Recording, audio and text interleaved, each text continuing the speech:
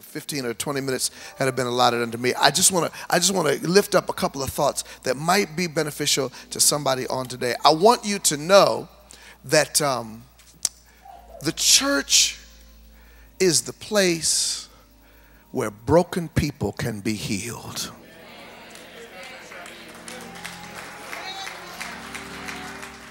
Sometimes people will inflict what they can inflict upon you, and the Bible says these people walked away. They were convinced that he was down for the count.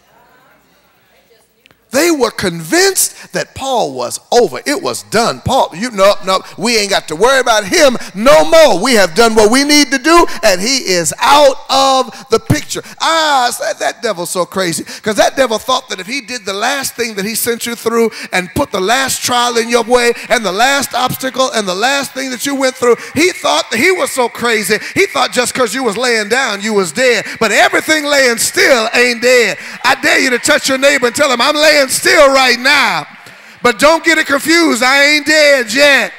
I might be laying still, I might be playing possum, but trust me when I tell you, I ain't. I wish you'd shake somebody's hand like you gonna shake it off and tell them, I've been through a lot, but I ain't dead yet. Some of y'all haven't touched nobody. Shake your neighbor's hand like you gonna shake it off and tell them, I've been through a lot, but I ain't dead yet. Don't count me out just yet. Don't write my epitaph just yet. Don't carve out my tombstone just yet. I've been through hell and high water, but I ain't dead yet. Somebody say yes.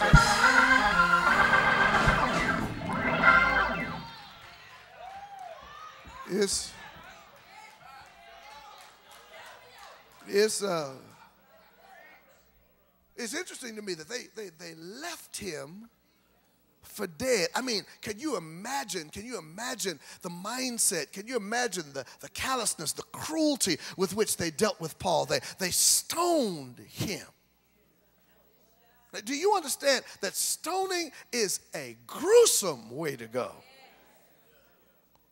And then they left him like human rubble on the side of the road. And every now and then, life will deal you such difficult blows that you will feel like you have been stoned and left for dead. He was broken and in need of a touch. And then I was examining the text, because that being left for dead is a good place. But then I got to thinking about it. I said, this is the New Testament, and in the Old Testament they stoned folk. Right? Okay, so this was about 2,000 years ago, 1950 years ago or so in the life of Paul.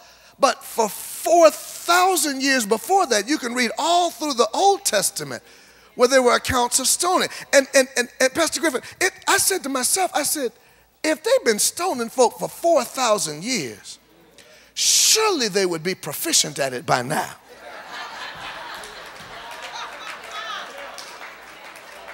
I mean, come on, track with me. This was their method of capital punishment.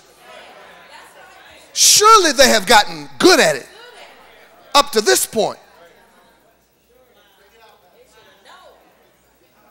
Surely if they have seen people having been stoned before, they would know what would have been sufficient to take a human life. And if their intent really was to kill him, and they had the skill set to kill him, and they walked away confidently like they had done their job, could it be that he really was dead?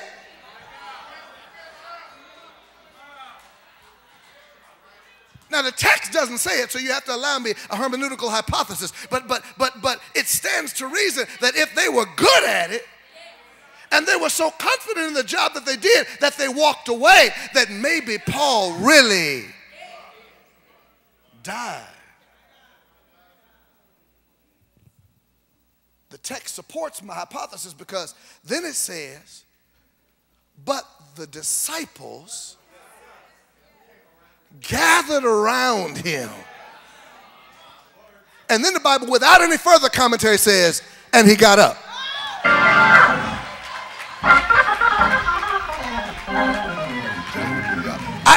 Y'all are deeper than I am, but it's an interesting thing to me that if they were proficient in this instrument of death and they were confident to the point that they walked away from him saying, we have done our job, he's now dead. But something happened when the church gathered around his broken body. Something happened when the church gathered around his broken corpse. The Bible says he got. I dare you to tell your neighbor, we're going to gather around you. So whatever is dead in your life is about to resurrect. We coming around you. So whatever is broken in your life is about to be healed. We're gathering